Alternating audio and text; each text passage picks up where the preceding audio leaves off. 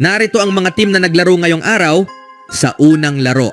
Atlanta Hawks versus Detroit Pistons. Panalo ang Pistons matapos ang isang napakahirap na layup ni Cade Cunningham na nagdala ng kanilang 1-point lead sa 8 segundo na natitirang oras at clutch block mula sa kanya. Si Cunningham ay nagtala ng 22 points, 13 assists and 11 rebounds. Si Malik Beasley at Tobias Harris ay pareho ring nakapagtala ng 22 puntos para sa Detroit. Habang ang Atlanta Hawks Trae Young ay gumawa ng 35 points, 13 assists and 2 rebounds in 41 minutes. Jalen Johnson ay nagtala ng 20 points, 9 rebounds and 1 assist. At si Dyson Daniels naman ay kumuha ng 18 points, 3 rebounds and 2 assists. Sa pangalawang laban, Charlotte Hornets versus Indiana Pacers.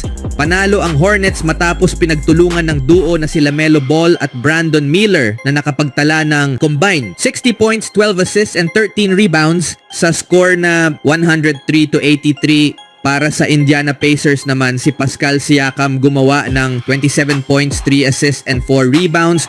Benedict Mathurin ay 22 points, 2 assists and 6 rebounds. At si Miles Turner ay may 12 points, 1 assist and 10 rebounds. Sa pangatlong laban, Orlando Magic versus New Orleans Pelicans. Panalo ang Magic sa score na 115-88. Pinangunahan ni Franz Wagner na may 27 points, 6 assists and 5 rebounds in 32 minutes. Habang ang kanyang kapatid naman na si Moritz Wagner ay nakapagtala ng 17 points, 2 assists and 4 rebounds. Sa Pelicans naman sumiklab si Brandon Boston Jr. ngunit hindi ito sapat. Siya ay nakapagtala ng 26 points, 3 assists and 6 rebounds in 38 minutes. At si Jose Alvarado ay may 21 points, 5 assists and 5 rebounds. Sa ika-4 na laban, Boston Celtics versus Brooklyn Nets. Panalo sa overtime ang Boston sa score na 108-104.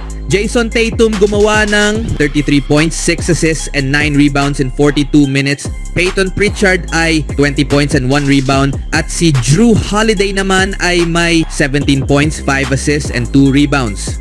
Sa Nets naman, si Cam Thomas ay nakakuha ng 33 points and 3 rebounds in 38 minutes. Dennis Schroeder ay may 20 points, 3 assists and 3 rebounds. At Cameron Johnson ay 18 points, 4 assists and 8 rebounds. Sa panglimang laban, Golden State Warriors versus Cleveland Cavaliers. Panalo ang Cavaliers matapos tinambakan ng Warriors sa unang bahagi ng laro.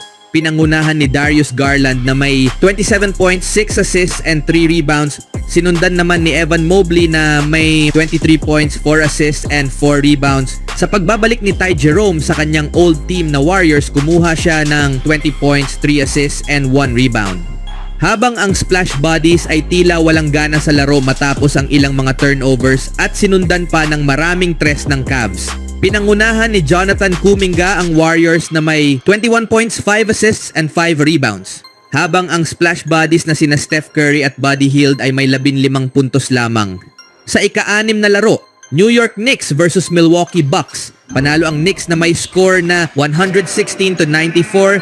Pinangunahan ni Karl Anthony Towns na may 32 points, 5 assists and 11 rebounds in 32 minutes. Mikal Bridges ay 17 puntos at si Jalen Brunson naman ay may 15 puntos. Sa Bucks naman, si Giannis Antetokounmpo ay nakapagtala ng 24 points, 2 assists and 12 rebounds at Damian Lillard ay may 19 points, 6 assists and 6 rebounds.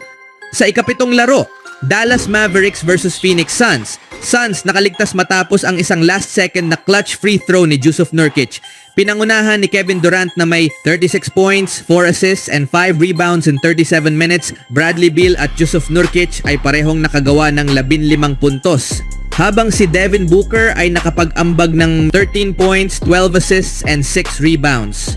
Sa Dallas naman, si Luka Doncic ay nakapagtala ng 30 points, 7 assists and 7 rebounds in 42 minutes.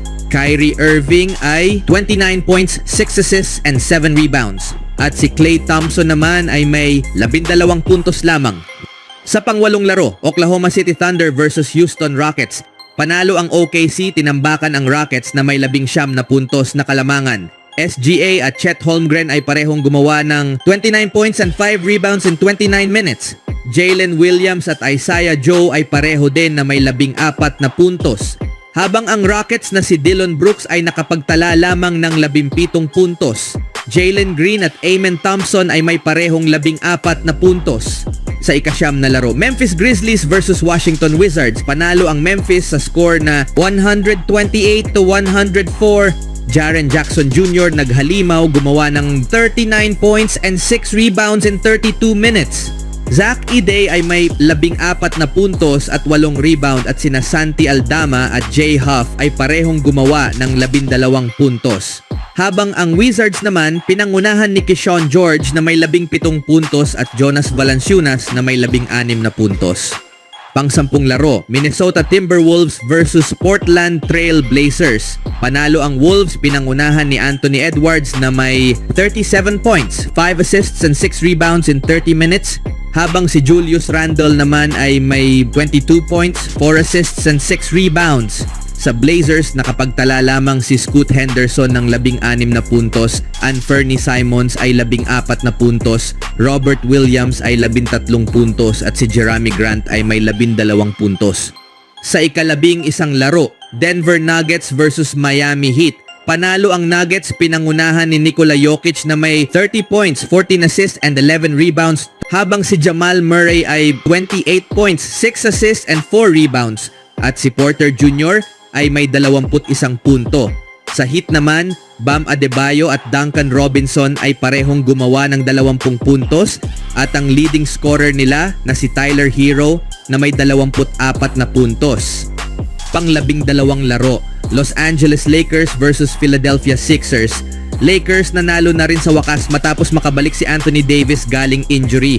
Pinangunahan niya na may 31 points, 1 assist and 9 rebounds in 35 minutes. LeBron James 21 points, Austin Reeves 20 points at D'Angelo Russell 18 points. Habang ang Sixers naman na si Jared McCain ay may 18 puntos. Yabusele at Drummond ay parehong gumawa ng 14 na puntos. Paul George at Oubre Jr. ay may parehong 9 na puntos. Sa ika-13 at panghuling laro, Los Angeles Clippers versus Sacramento Kings. Panalo ang Clippers sa score na 107-98. Pinangunahan ni Norman Powell na may 31 points, 2 assists and 12 rebounds in 39 minutes. James Harden ay nakagawa ng 22 points, 8 assists and 4 rebounds. Habang sina Derrick Jones Jr. at Amir Cofer ay may parehong 14 na puntos sa laro. Narito ang NBA standings sa ngayon.